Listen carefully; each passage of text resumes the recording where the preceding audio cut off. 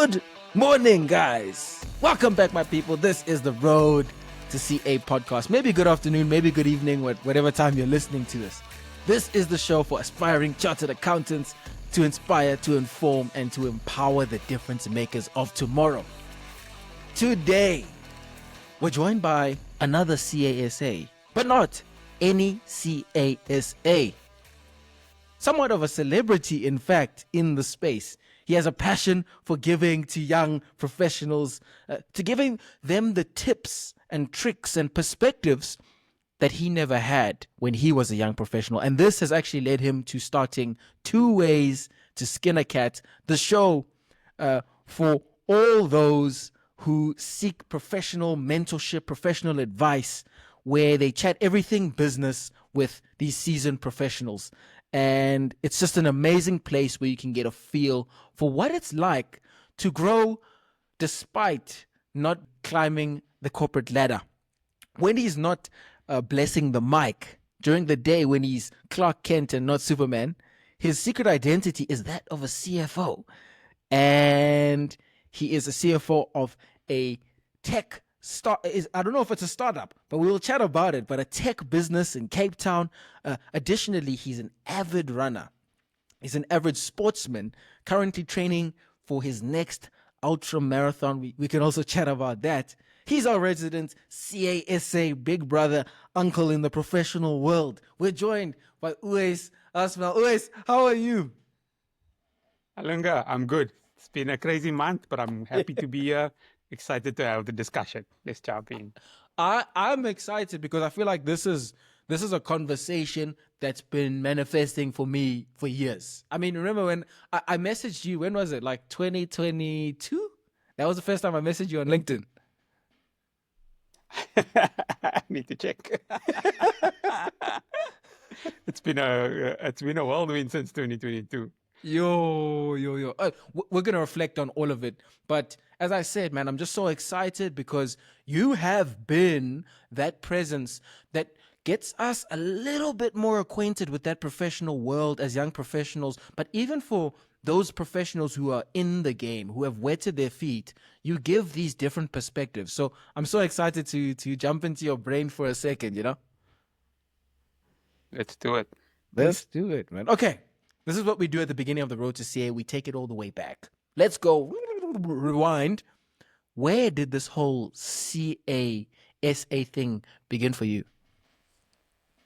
Interesting, actually. So I didn't really know what a CASA was. I didn't know anyone who was a CA in my circles or in my parent circles. But I was in matric. I went to school in, I suppose you can call it a school on the edges of the Cape Flats. Same like everyone, taking minibus taxis to and from school. The normal, I guess, normal Cape Town upbringing. We come from that side of the tracks. In matric, I got this invite. So I was a good student. I loved accounting. I had good results.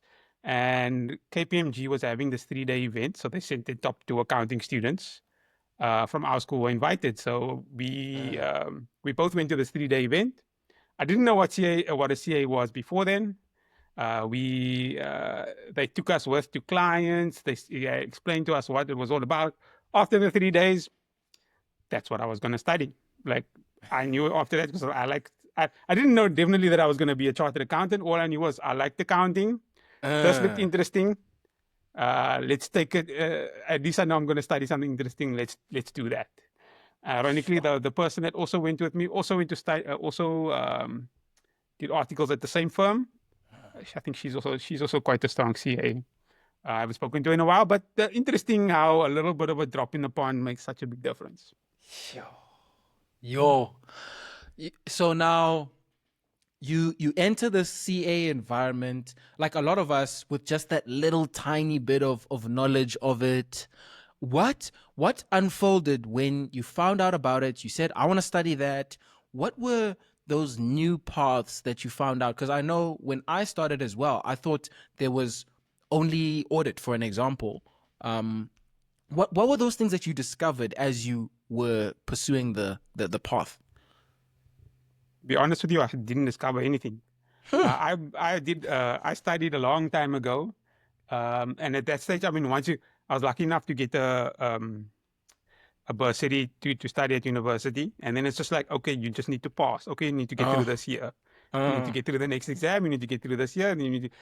I only actually signed up with a firm in my honors year because I was not that I was short-sighted. It was like I need to pass this. I don't know if I'm I going to hear you. pass this. Audit is like, you must remember. I went to Stellenbosch. We had audit in Afrikaans. Audit is difficult Yo. as it is. Not trying learning audit in Afrikaans. Like, so I was like, I just need to pass this. Like, I need to get through this subject, this test. Literally short term. The first year wasn't too bad actually because it was quite a lot of a repeat from matric. Second year is when my results just tanked. And then I think halfway through second year, or call it third year, where things really went south, and we basically. Between myself and my friends, I said, we're not going out like this. Like, if we must go down, we must go down fighting. So basically from June or from July, after our bad results in June, we were literally in the library every day because we're not going down without a fight. So it was we're just literally fighting hand-to-hand combat. We're going to pass the next exam. We're going to pass the next test. And it's literally all we did. And that actually helped me because it almost set up like this work ethic that this is now I'm used to doing this, right? And you go from that straight into the honors year, which you know is the roughest year of your life from a studying point of view.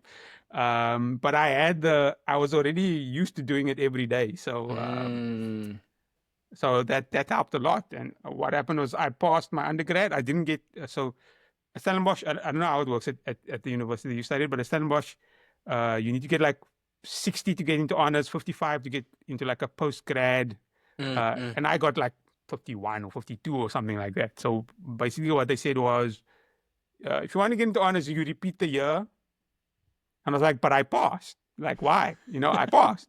Like, I came from, you have no idea what my results were. I'm studying in another language and I passed. So I was not going to repeat the year because I've also seen people who did repeat the year and they maybe moved from like 52, 53 or 51 to 54. I was like, I'm not going to risk that. Like, that's just. So then I enrolled in UNISA for my honors because they were still willing to take people who had passed. And I did, luckily, I could do it full time because, geez, if you're doing that and working, that's tough. It can be done, but wow. And people have done it, but wow, like I take my hat off to them. I went to the National School of Accounting, so I was there every day. Basically, it's like you get there from 8 to 5, you're just studying. You have your breaks, but it's like work. On a bad day, you study 3 hours. That's a bad day. Whereas if you're studying at home, chances are on a bad day, you do no studying. But on a good day, you do 7 hours of studying. So 8 hours of studying. So that helped me. And then like I had that work ethic all the way through honors, board exam. I was lucky in my fourth year when I was doing honors. We had an invite from KPMG.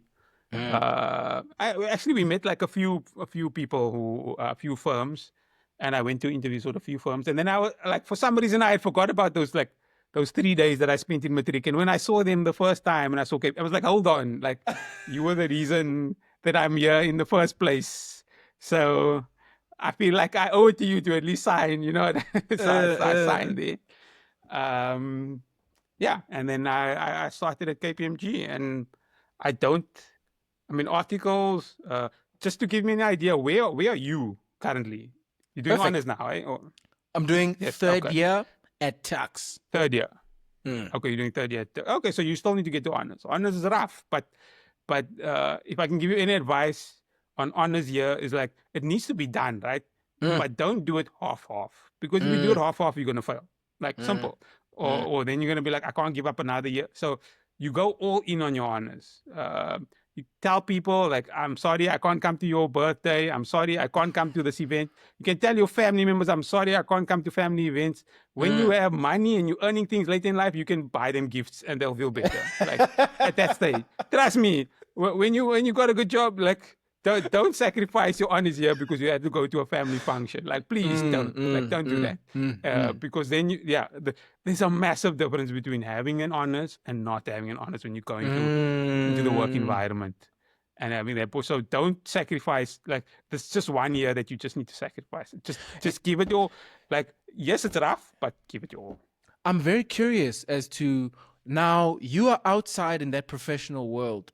What what is the perception and what are the opportunities like for someone without an honors versus someone with just a degree? Okay, so if you look at someone with a degree and someone without a degree, so generally what happens is if you don't have the like, you can't write your board exam without your honors, right? Yes, yes. So most, and again, it's different in Joburg and in Cape Town. But for example, in Cape Town, you generally don't get into a Big Four firm without an honors. Sometimes they make exceptions. I know Joburg is a little bit different because there's a bigger need for trainees, so they're more likely to accept people. But your salary is also going to be higher if you have your honors degree. Also, if you have a undergrad, you can, in theory, you can do a cycle training contract coming straight out of matric. You can, but then it's a 5-year contract, and it's probably with a smaller firm, as an example. And there's a big difference. I did audit articles, and I did it at a Big Four firm.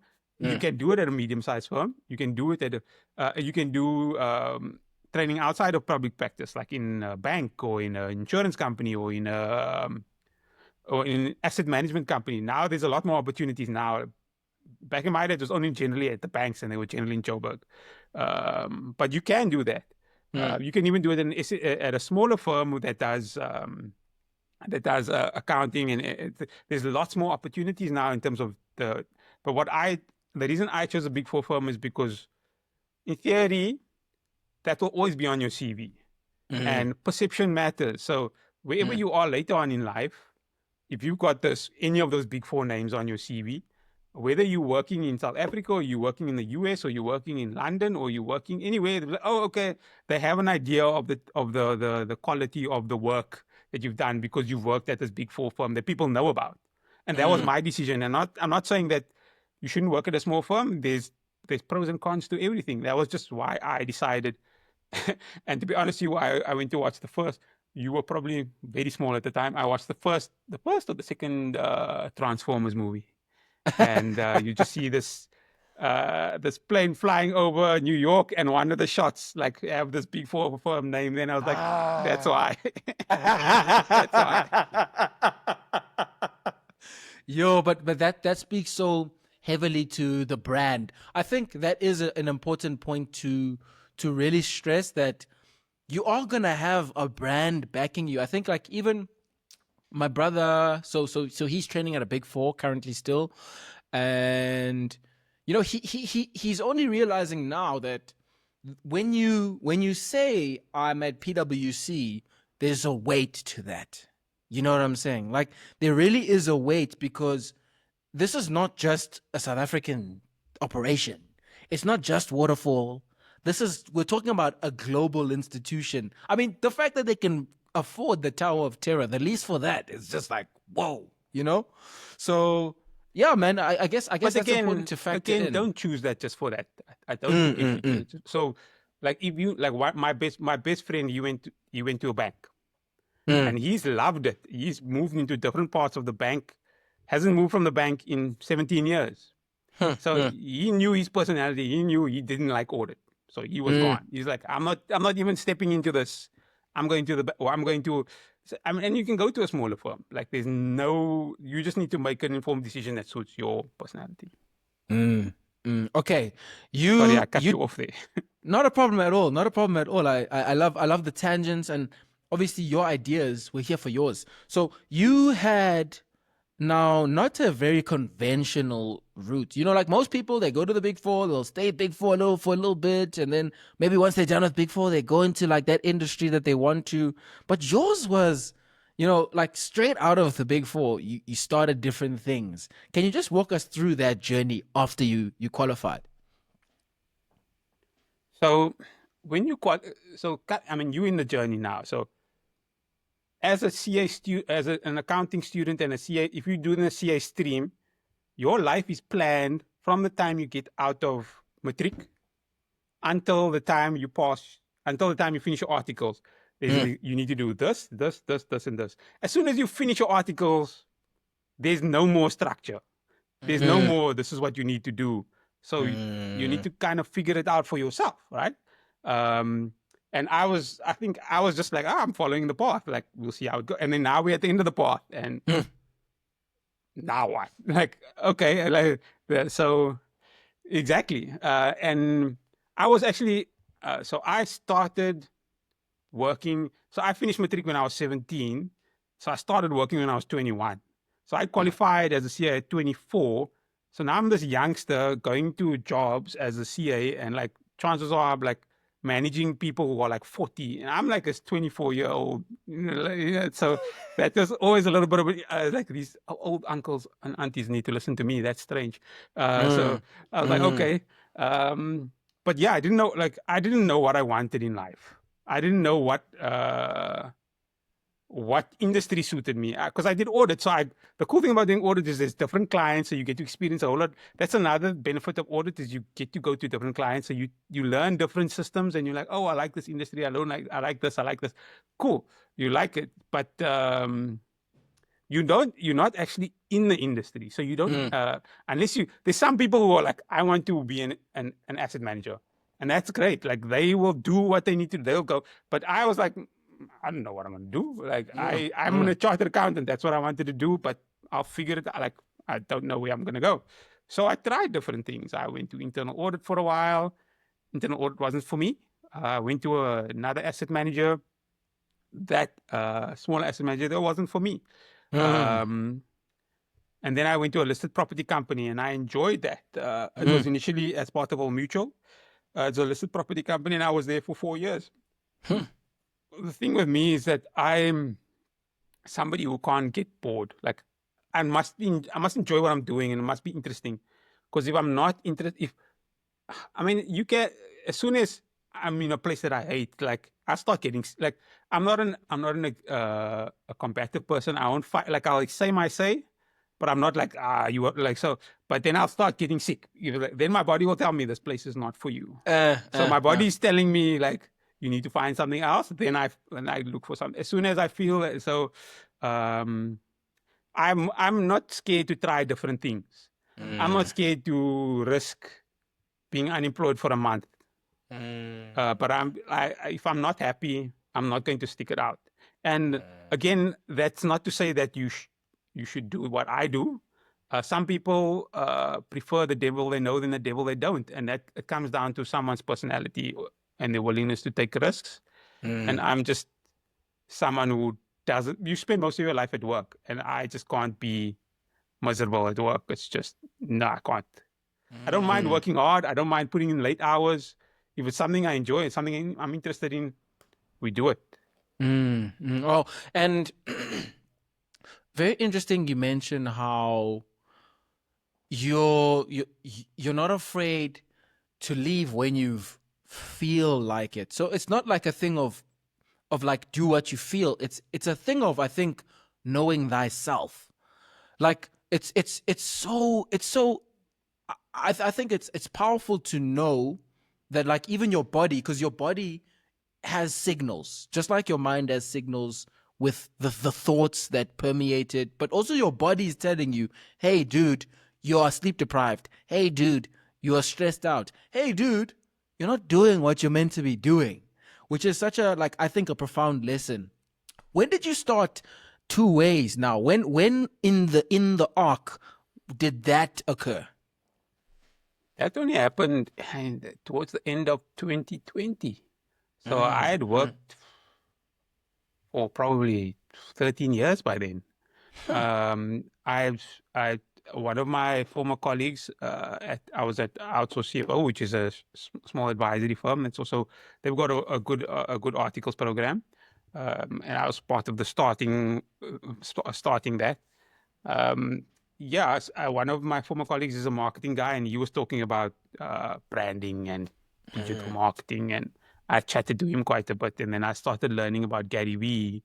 I don't know if you were, I don't know if you heard of Gary Vaynerchuk. So I started listening to his podcasts in 2020, and I was like, there's no risk in trying. You've got nothing to lose, right? And I was like, okay, like let me try this content thing. And I was trying at that stage. I didn't really have a voice. I wasn't really putting out my thoughts. I was like summarizing articles and putting them on LinkedIn like twice or thrice a week. I was like, okay, like I'm seeing I'm getting some traction. And then there was this little program, or they had this like, okay, you want to post every day? Let's challenge. Let's post every day. So I tried that. I'm willing to try things, and then Gary Vee was talking a lot about like getting out something on video, getting out the podcast, those kind of things. Um, and I was like, what do I talk about? And then I realized, listen, I didn't have anyone, I didn't have any mentors. I was one of the first chartered accountants that I know of so I didn't, a lot of people from the other side of the tracks have like an uncle or so and so. But I mean, where you come from, there's no one who can give you guidance. So I had no guidance. So I said, okay, let me have the show that will give people guidance, and I don't have to. I mean, I'm just asking questions in that interview. In my interviews are not. I mean, they don't take that much prep. I have a list of questions, like you probably have a list of questions, Yeah. and you let the other person talk, and that's Yeah. great, you know. And they share their struggles, and their stories, and I've learned a lot from it, and I'm sure other people have learned a lot. And it doesn't. So yeah, that happened in 2020, and I've just kept going. A lot of it is just down to consistency, just because a lot of people start, and then like after a couple of months they stop, or after. So I've just kept going. I've just kept going. Like every week, yes, there's a holiday here and there that I'll skip. But I try to have a session every week, and I try to put out content every day. And yeah, it's helped me. It's helped me in my career because I'm doing something that nobody else is doing.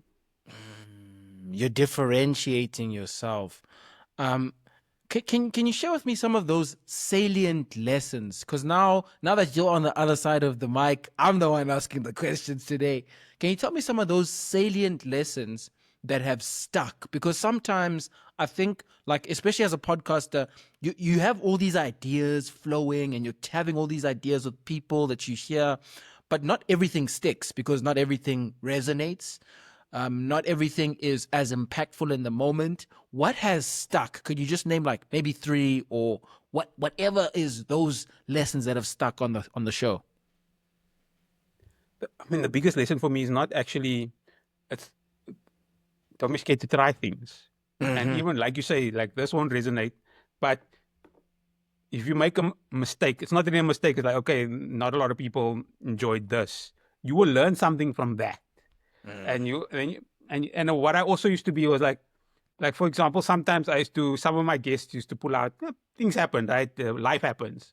And I used to, like, I'd find a replacement guest. Or sometimes I just get a couple of guests and I'm like, okay, I don't think this is going to go. Like, I don't think this is going to hit. This is a replacement guest, or this is a maybe guest. And then that guest actually, like, you look at the views and you're like, this guest like shoots out the lights from a views point of view. And then I realized, okay, I had my own perceptions that were clearly wrong, and what I think the audience will know or the audience will enjoy is not necessarily the case. So who am I to judge for the audience? I just need to give them people that could help, that could help them. And every single episode doesn't have to hit on every person, as long as it hits a certain subject and it helps a certain amount of people. And then another one will happen. Not everything has to cater to everyone. I think that's the biggest lesson, and it's just being willing to try things. I think that one. So that one for me, the catering to not everyone is so key, because I think in the social media age, this numbers age, where we're always trying to optimize and we're trying to do the best and better than, and you're always comparing, you start to think that, the views is what's important. But that's actually not at all what's important. Think about the fact that, what we see is 70 views. But if you take a step back, what you could actually see is a room of 70 people that you are speaking. You're on a panel discussion. Me and you are having a panel, like an interview discussion for an entire room of 200 people. Let's think about it like that, Like I know some people have their own YouTube channels, like aspiring CAs. They want to be digital creators like you. and they have their own YouTube channels, you know, like there's this pressure of like, oh, views, views, views. Why don't you just serve that one person every single video? You know? No, that's true. And the other thing that you don't realize is that, or that I didn't realize at the time, was that everybody you interview becomes someone in your network. Like, if you send me a message after this, I'm like, of course I know Alunga. You know what I mean? I spoke to him last week, or I spoke to him 2 months ago. Yeah. And they will reach out to you with the opportunities, or when you are in a bind and like you know somebody who's an expert, you can reach out to them with a question or ask them for guidance or something. That's also how, because my network has grown with, just by the guests that I've had on my show. Speaking of networking, I actually was curious to get your thoughts on it. Firstly, I have this theory that networking is nothing but connecting with people with the underlying condition that you have something of value to give to others. I feel like that's all networking is. What are your thoughts around it? Because I think like me and my brother had the conversation the other day. There is this sort of connotation with networking and sales. It's like salesy. It's a little slimy. Like, oh, networking. Like people get a little shy and all about networking. What are your thoughts on it? Because I know you've obviously now learned so much through the podcast with yours. Oh, a couple of things there. So you hit the nail on the head there with networking. The most important thing about networking is not about what you can get. It's about what you can give. So you have to give first. You don't expect, like, if you meet someone for the first time, you can't ask them for something. Like, I don't know you from a bar of soap. Why would I give it? But if I was to help you with something and I need something in 2-3 weeks' time, the person's going to be more likely to help me because I've helped them first. So networking is about that. And I completely understand everyone's like, networking is like, you feel uncomfortable because you're not in a sale. Like, nobody taught us to be salespeople. Yeah. And I was actually forced into networking, and I'll tell you how. So one of my roles at an asset manager was the COO, and that came with business development. And business development means you have to meet potential clients and network or discuss with potential clients. And one of the reasons we don't like networking is we don't like no, or we are not used to no. We're used to getting the marks and doing well. And when you're in a sales role, you get a lot more no's than you get yeses. Yeah. You could get 90% no's, and you have to learn to deal with that. But as long as you get 10% yeses, you're fine. As long as you keep getting new sales is about, like, you just keep doing it. And then, I mean, I was forced into the role, but I just started chatting to people. And then I realized, okay, I got over my, like, what, because you always think, what if I say the wrong thing? Half the time, people don't even remember that you said the wrong thing because they all worried about their own lives. So yeah, you just try again. You take a moment and you come back. Nothing is the end of the world. Like, nothing you say, unless you say something with a few caveats, nothing that you say to is going to make you lose your job unless you were rude or doing something illegal, something wrong, or saying something like. So, I mean, if you say something wrong, you're like, oh, I didn't get the best reaction from that. For the next person, what did I learn from that encounter? How can I change it to the next one? And you just refine. And I'm not the best salesman. I'm like, I can promise you, I just suck a lot less than I did back in the day. So there's still, like, if I was starting a company now, I would still appoint someone else to be the salesperson because there's someone who can do it every day and they'll be more focused on it. And I'm not a natural salesperson, but I've learned things to do. So it still takes my energy, and I'm exhausted after. But I'm enough to be. I do enough to be dangerous. Do you have enough courage to get out of that comfort zone? I think that's the thing. Yes. Because I think, like, yeah, there's this idea that you need to get success the first time. I think, like, it even happens in accounting. Like, the reason why a lot of the time I think we're not achieving that potential is because we're scared of making mistakes, like in questions in practice. So my one friend, he said it was so great the way he put it.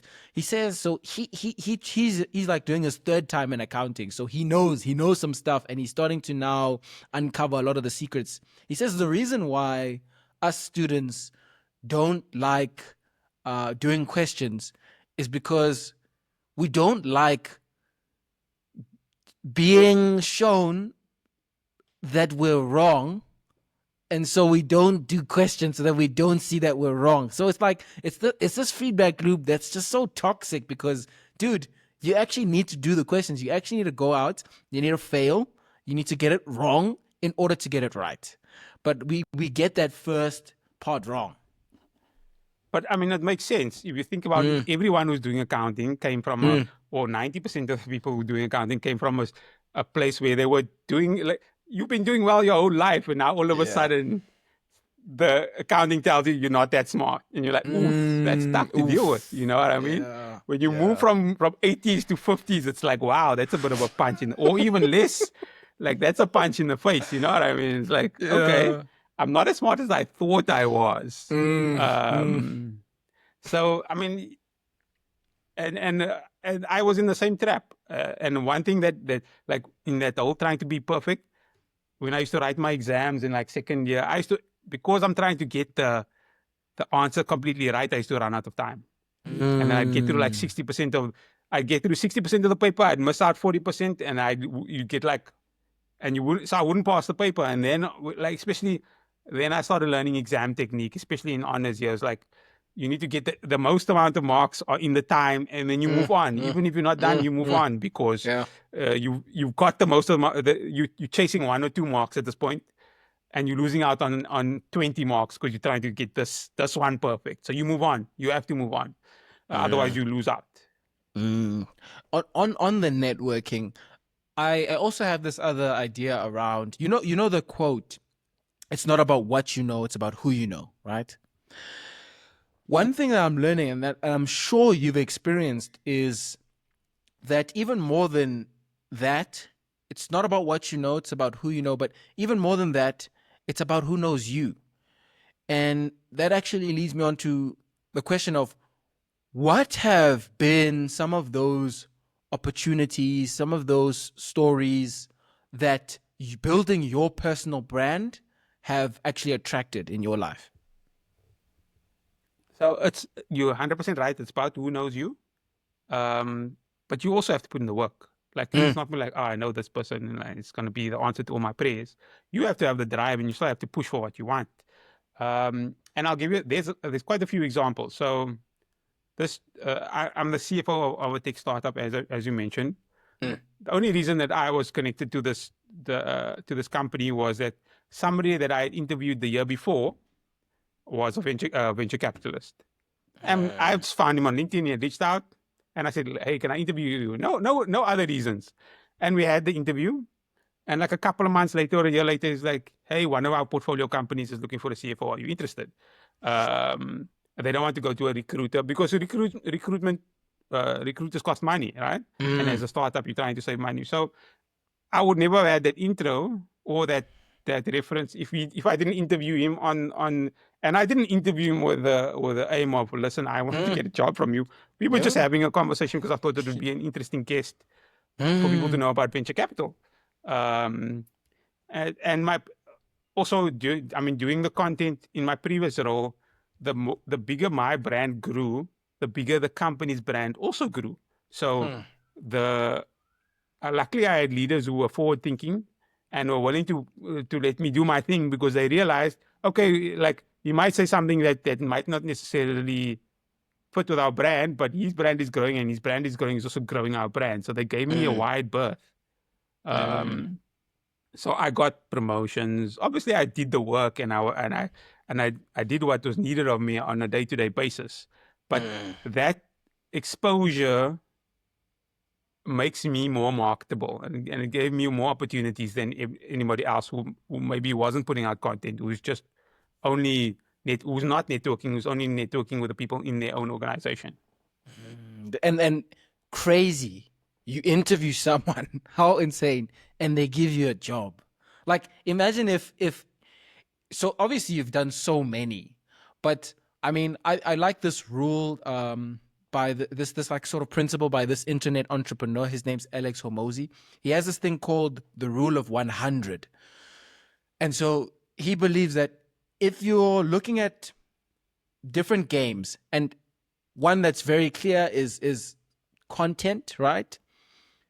Aim for 100. Do 100 of the thing, and then see, okay, does this work? Okay, maybe I should give up. Like, in terms of that consistency thing, if you want to go and start some type of side hustle, try and do 100 days of it. Then after the 100 days, maybe it doesn't work, maybe it does work. More often than not, it does. Try do 100 episodes, or try do 100 LinkedIn posts, and you'll see so much opportunity on the other side of it.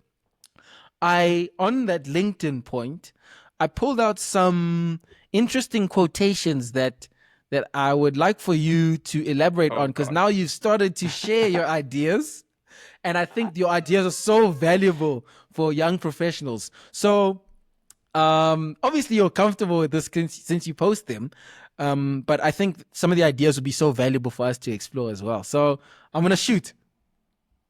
Go for it. My problem is not one of having no opportunities.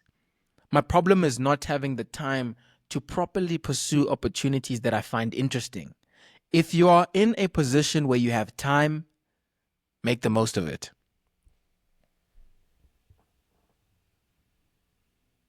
A lot to unpack, but ask your question and let's jump in. That's it. What does that mean? Elaborate on that. Okay. Can you explain it for people? I'm in a CFO role. I have no time. I listen to a lot of podcasts, like in my time off, when I'm driving to work, when I'm washing the dishes. That's how I get like ideas, and that's how I keep learning. So I'm constantly listening to podcasts and upskilling myself with things that I'm interested in.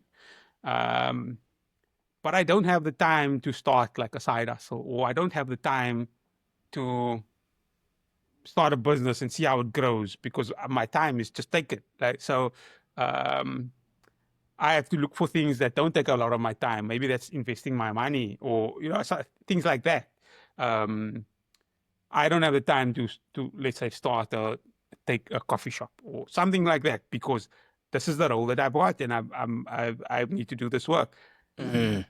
I don't have time. Like, people always ask me how I do my content every day, and how I put up. Like, I've got a process. Like, I've got a system that works for me now, so that it doesn't take up too much of my time. But it's all about trying to save time.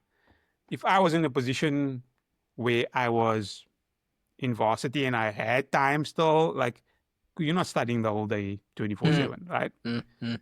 Even if you're doing articles and you're done with you're not working the whole day, you've got time after hours. If you're interested in learning, I don't know, coding, why not try starting? Or if you're interested in learning about AI, you'll be a much more valuable employee or person, or whether it's at the later stage, if you know AI and your peers don't. Or if you are interested in investing and you start putting your money away now, or like you want to do more research, or even if you want to do more content and you want to shoot more videos, you can shoot more videos in the life of a third year accounting student at university. You can do that. The only thing that's stopping you is your own limiting beliefs. You're like, nobody's gonna like this, or why should I put this out, or the nose in your head. But everything you put out makes you learn something new, or maybe you want to. And even if you start a failed business or a failed side hustle, it will help you later on. Like when they talk to a lot of people and they're like, in high school I was selling sweets, or I was doing this. They were always doing something outside of the ordinary, whereas you don't want to do something outside of the ordinary because you don't want to be different. You don't want to be seen as different. You want to be, I'm speaking you as in the general you. You want to be seen as like everyone else. And everybody wants to be that. Nobody wants to stand out. Nobody wants to feel like they're different. Nobody wants, and I struggled with those same things. So I've got a little bit of an interesting background in that. My mother's from Cape Town, from the Cape Flats, and my father's from KZN, Ladysmith. And the two cultures that clash. So I'm like in the middle, and then I stand out in either one. So I'm, after a while, like my whole life when I was younger, was like, I just want to fit in, man. Like, but then afterwards I realized I naturally don't fit in. So now I was like, fine, I'm just gonna do me because it's exhausting trying to fit in. I can tell you that. So it's exhausting trying to fit in. So I just kept. Now I'm just like, oh, I'm interested in something. I'm gonna do it. What's stopping me? Like whose opinion am I worried about? Like if I'm interested in something, go and do it. You'll be surprised what it can be the randomest thing. It doesn't have to be a business. It's like I'm interested in old records. Not me, but I'm just being like an example. And now you become like, if you start putting out content on the old records, after 50 episodes, all of a sudden you're the go-to person for old records in South Africa, or you meet other people because you put out there's so much opportunity, but you have to do it. You can't think of it, you have to do it. And things get unlocked and your mind opens up to different things as you do it. But if you don't do it, you don't get anywhere. I feel like the takeaway is to unlock your time. I think behind the whole procrastination thing, behind the societal fears of like, what are they going to think? I want to fit in. There's something that you're not unlocking in yourself and in your time. So I think for those out there, if you have time, which you obviously do as a student, like this whole thing of like, oh, I don't have time. You probably do. Just enjoy the time that you have. I think that's the big thing. Next one. Just one last point on that. If I have time, Yes. somebody says, I don't have time. I'm not saying you must work 5 hours a day on something. You'll be surprised how 15 minutes a day doing research on a topic, 15 minutes a day, if you think about it, or even half, let's say 15 minutes a day, that's an hour in a week.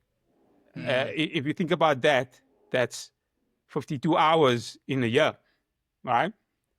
If my math is right, 52 hours, you will be that much further along after just with 15 minutes. And after a while, you can be like, I'm not really interested in this anymore. Then switch or find something else, but you'll be 15 minutes smarter. You'll be 52 hours smarter than the other person because you know so much more than the other person.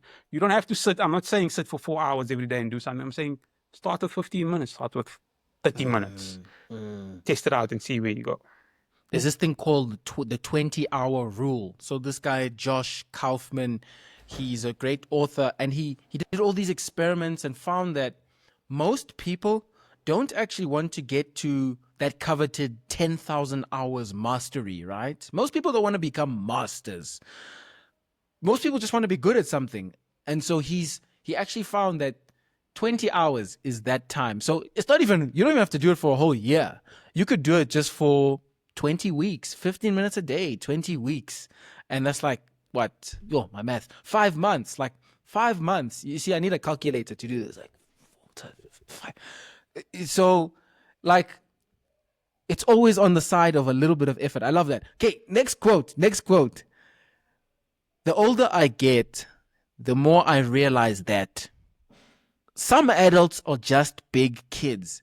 If they are angry, no amount of logic is going to change their minds. Let them vent because they need to feel heard.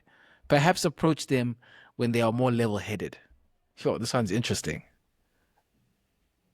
And again, I wasn't pointing fingers at people. I was just pointing out, like, and we all, myself as well, we've all had trauma in our lives. So we've all had unhealed trauma or unhealed issues. Nobody's perfect. And certain people are good.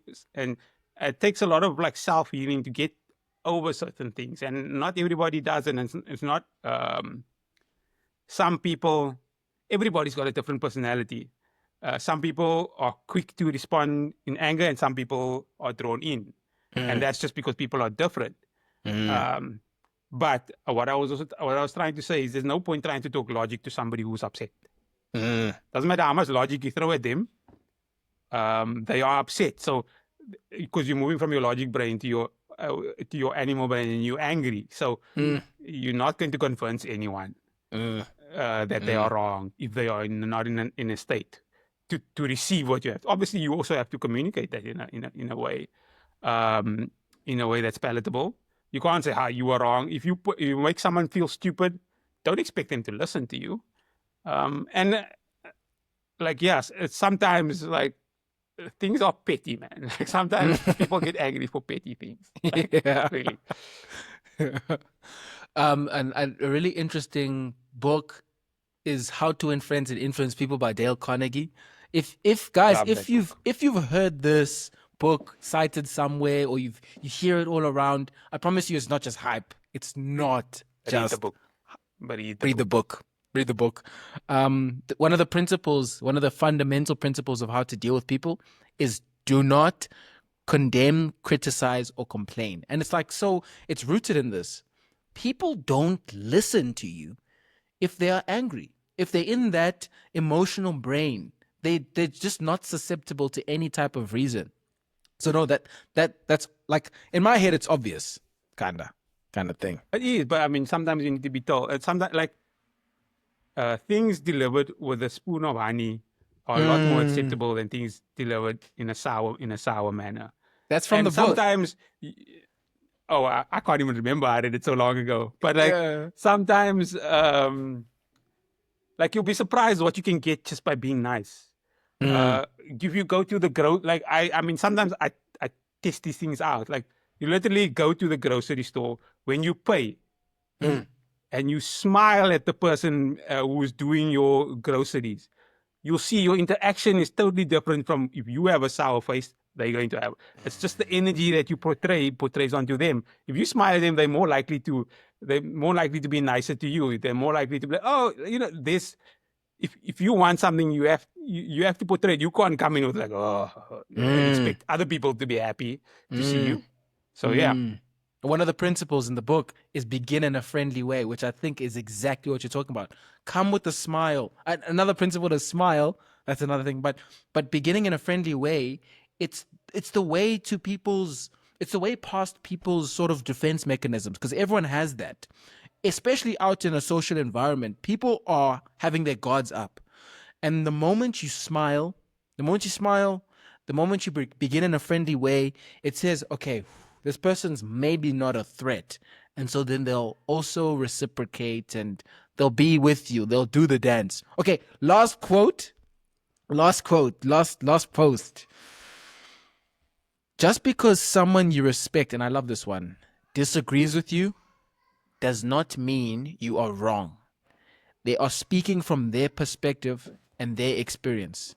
Your experience and perspective are different. You have different strengths and weaknesses. Keep pushing. I love this one. I used to be. I come from a family where the adults are always right. Like what I say goes. So after a while, I got to the point where like if they say something, I assume they're right, and you don't even realize that you have this mentality. And then I brought it into work, and it's like, oh, the audit partner said this, he must be right. The manager said this, he must be right. But then I realized they don't know everything. They are using their experience to give you their opinion.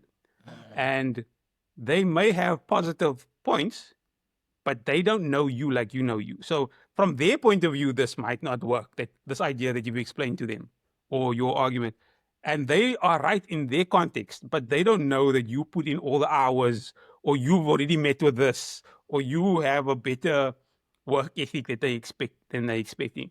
So from their point of view, they're just explaining to you based on their understanding. It's not a fact, it's an opinion. And opinions are not fact. You can prove, not that you want to prove them wrong, but you can, just because someone says no doesn't mean your idea is wrong, because they are just speaking from their context and your context might be very different. And sometimes I used to think, like, I'd explain to people, I tell them, and I'm like, I know I'm right, but he says I'm wrong. It's like, after a while of this happening, I'm like, because then I used to stop certain things and I realized I'm just losing out on opportunities because I'm listening to people who I think are right, but they don't have my context. So then I was like, I'm going to try it and then we'll see. Obviously, there's certain things that definitely won't work out, but again, don't assume just because somebody says it's wrong, it's a fact. It's not. That's so profound, because I think there's also this belief in aspiring CAs and like students in general's minds that because they're a student, they don't know anything, or that because they're a student, the teacher's right, the lecturer's right. When you become a trainee, the manager's right, and when you become even a CA, oh, the senior manager's right, and the partner's right, and that person's right. But when are you going to make your own decisions and your own conclusions? Yeah. That's I think there was this interesting thought by this guy, something Wallace. He was a writer. He's a writer that passed. But the great purpose of education, and I've thought about this because I'm also a speech coach at a high school now, part-time. And I'm realizing education, what is it about? Is it about teaching, or is it about learning? And I believe that what we are here to do is we're here to learn how to make our own conclusions. And that means you need to be able to disagree with a partner. You need to be able to disagree with the CFO, even though they might know more. And I think it gets into this idea of overconfidence versus self-confidence. People lack confidence in general, but just for sake of this thought, I want to explain like the difference. So I have this idea that I've typically been overconfident in my life, and or rather I believed I was. I think teenagers are generally overconfident, but overconfidence is defined when you know what you know well, but you don't know enough, and therefore you know a little. Self-confidence is what you're really aiming for, is when you know enough to know that you don't know everything, but what you know well. And so being in this accounting and being in this space of training, I think we need to get to a place where when we're grappling with these ideas, we must know the valuation well. We must know the taxation principle well, and the reason behind this particular act, the reason why we might make this decision as opposed to that decision. But I think we must also be susceptible to the lecturers, because they obviously know a lot. They know a lot more than us, but it doesn't mean they know everything. Just because they wrote it down doesn't mean it's right either. And I think it's such a balance to strike, hey?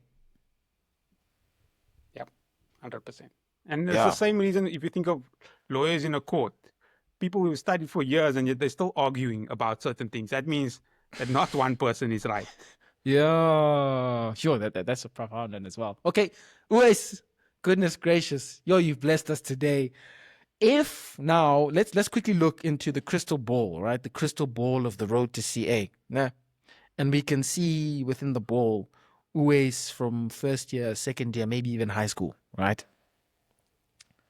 What should he know from what you know now?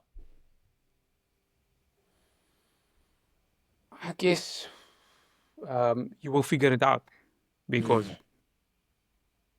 I didn't know what I wanted to do.